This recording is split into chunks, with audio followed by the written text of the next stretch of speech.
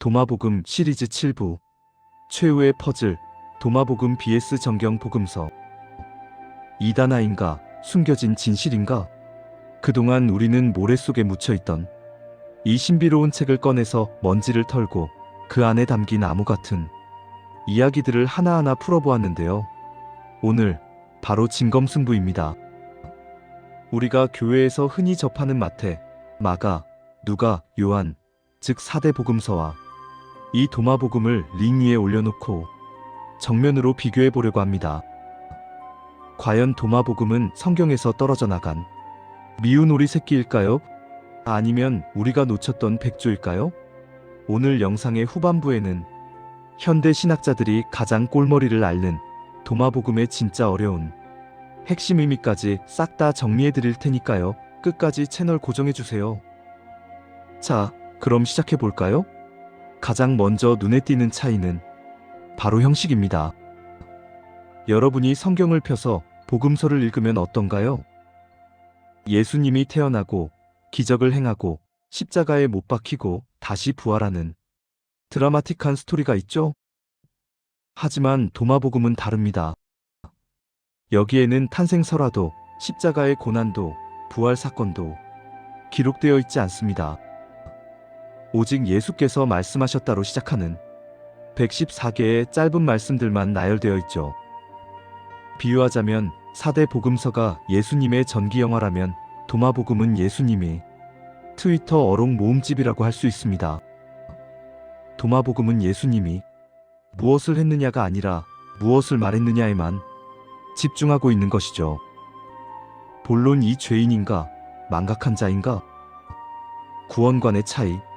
자, 이제 조금 더 깊이 들어가 볼까요? 두 복음서가 바라보는 인간에 대한 관점이 완전히 다릅니다. 정경 복음서, 특히 기독교의 핵심 교리는 대속입니다. 인간은 태어날 때부터 죄인이고 혼자 힘으로는 구원받을 수 없어서 예수님이라는 구원자가 십자가에서 대신 피를 흘려주셔야 한다는 것이죠. 여기서 핵심 키워드는 회개와 믿음입니다. 그런데 도마복음은 우리에게 회개하라고 하지 않습니다. 대신 깨어나라고 말합니다.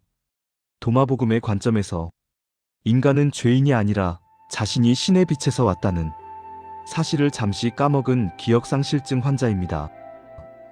그래서 도마복음에는 십자가 사건이 중요하게 다뤄지지 않습니다.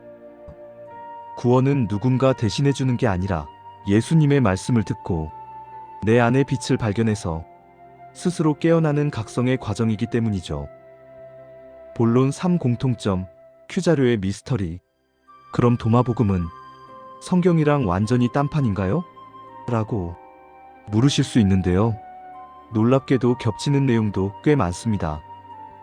씨 뿌리는 자의 비유, 잃어버린 양의 비유 같은 유명한 이야기들이 도마복음에도 등장합니다. 학자들은 여기서 흥미로운 가설을 내놓습니다. 마태복음과 누가복음을 쓴 저자들이 참고했을 것으로 추정되는 지금은 사라진 Q자료라는 게 있는데요. 도마복음이 바로 이 Q자료와 형식이 매우 비슷하다는 겁니다. 어쩌면 도마복음은 성경이 쓰이기 전 예수님의 육성을 가장 날 것 그대로 보존한 자료일지도 모른다는 주장이 나오는 이유죠. 본론 4 가장 난해한 신학적 쟁점 심화 분석. 자, 이제 오늘 이야기의 하이라이트, 가장 어렵지만 가장 중요한 부분으로 들어갑니다. 여기서부터는 조금 집중해주세요. 현대 신학에서 도마복음을 두고 가장 치열하게 논쟁하는 주제, 바로 종말론입니다.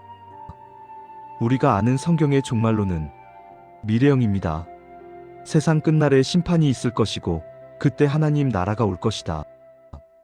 즉 기다려야 하는 것이죠.